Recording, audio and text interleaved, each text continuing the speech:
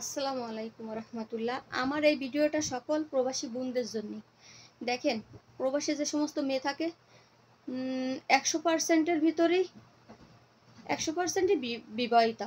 অবিবাহিতা কোনো মেয়ে প্রবাসে আসে না। খুব যদি আসে, হাজারের ভিতর দেখবেন একটা কি দুইটা বা 100-র ভিতরে একটা কি দুটা পাবেন অবিবাহিতা। সবই বিবাহিতা। আর যারা একবার বিয়ে করে প্রবাসে বাহিরে আইছে তারা খুবই সুখী আছে তা না, সব মেয়েরা কষ্টে আছে। হয় কারো স্বামী আছে দেশে, যাদের স্বামী দেশে আছে তাদের বেশি কষ্ট। আর যাদের স্বামী ছাড়া ডিভোর্স হয়ে গেছে তাদের তো একরকম কষ্ট, যে স্বামী নেই, টেনশন নাই। আর যাদের স্বামী রাইখে আইছে তাদের আরো বেশি কষ্ট, বেশি চিন্তা।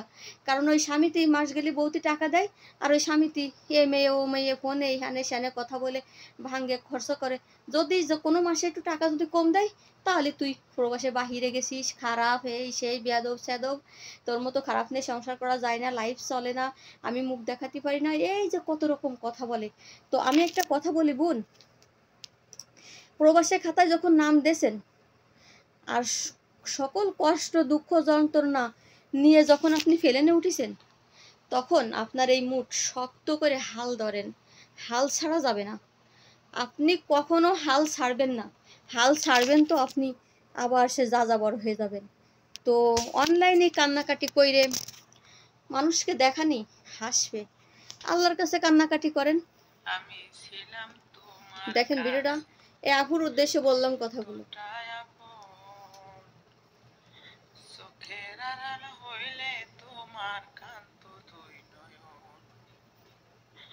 আমি ছিলাম তোমার কাছে এতটাই আপন, চোখের আড়াল হইলে তোমার কান্ত দুই নয়ন, সে আজ আমায় দুঃখ দিয়া।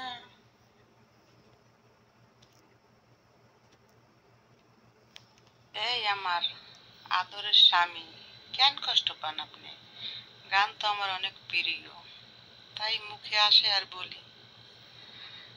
তুমি যে ক্ষতি করলায় আমার, তুমি যে ক্ষতি করলায় আমার, আল্লাহ করবে তোমার বিচার। ঠিকই বলেছেন আপনি। যারা সংসারে বউকে মর্যাদা দেয় না, সম্মান দেয় না, সংসার থেকে যখন সরে চলে যাওয়া যায় তখন সে যাযাবরের মতো জীবনযাপন যখন করে, তখন সে ক্ষতিই করে। স্বামী ক্ষতি করে না তা কি ভালো করে নাকি? তো বিচার যদি আল্লাহ করে তা আল্লাহর কাছে বিচার দেন না, আল্লাহর কাছে বিচারটা ছাইড়ে দেন। অপেক্ষা থাকেন আপনি তার বিচার দেখা, আল্লাহর বিচার দেখার জন্য আপনি অপেক্ষা থাকেন যে আল্লাহ কখন বিচার করবে তখন আমি দেখব। তো অনলাইনে আপনি এইগুলো করা ঠিক না। দেখেন, আমিও কিন্তু, আমার সংসার নাই, তারপরে আমার স্বামীও নাই। আর শুধু যে 2-1 বছর তা না, অনেক বছর ধরে আমার সংসার লাইফ, কখনো মনে হয় না যে 1 বছর 6 মাস ভালোভাবে করেছি।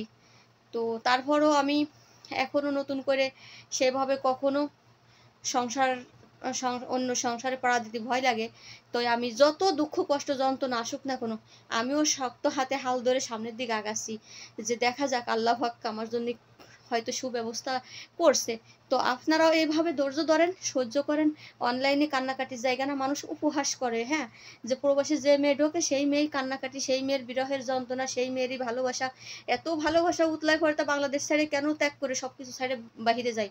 তো বাহিরে এটা আবেগ দেখানোর জায়গা না, এটা কাজের জায়গা, এটা টাকা ইনকাম করার জায়গা, টাকা ইনকাম করার জায়গা। আপনার যদি টাকা থাকে না, তো হাজার আপনার ওই ওই স্বামী আপনার ফার্স্ট ঘুরঘুর করবে। আর টাকা যদি না থাকে না, তো স্বামী ন, কোনো মানুষ আপনার আপনজন, আপনার মাও দেখেন গা, সংসারে আপনারে ভালোবাসবে না। টাকা ছাড়া আজকাল কেউ রেখেও দাম সম্মান দিতে জানে না। টাকা ছাড়া আপন আপন ব্লাডের সম্পর্ক তাই টাকার জন্য নষ্ট হয়ে যাচ্ছে। আর কিছু বলবো, আর কিছু বুঝাবো আপনাদের, আশা করি এই সমস্ত কান্দে কান্দে ভিডিও ছাড়বেন না। ছাড়েন আপনি বিনোদন কোনো কিছু ভিডিও ছাড়েন, আপনি কি কাজ করতেছেন, আপনার যদি আল্লাহর নিয়ে কোনো কথা বলার দরকার হয় ইসলামিক ভিডিও বানাই করতে পারেন, ছাড়তে পারেন। কিন্তু সংসারের ছোট বড় কষ্ট সবার মনে আছে। এমন কোনো মানুষ নাই বলতে পারবে না যে বুকে হাত দিয়ে যে আমার কষ্ট নাই, কষ্ট ছাড়া যে কোনো মানুষ আছে। তো তার মানে এই না যে কষ্টটা প্রকাশ করে মানুষের সামনে বিলীন করে দেওয়া লাগবে, হ্যাঁ। তো আমিও দিছি, আমার জমি নিয়ে একটু কষ্ট, তো আমার জমি নিয়ে আমি তো আমার জমি নিয়ে কেন বলেছি যে আইনের যদি কোনো প্রশাসনের চোখে আমার ভিডিওটা পড়ে, যার কারণে আমি কিছু কথা বলেছি। তো সবাই ভালো থাকবেন। আল্লাহ হাফেজ।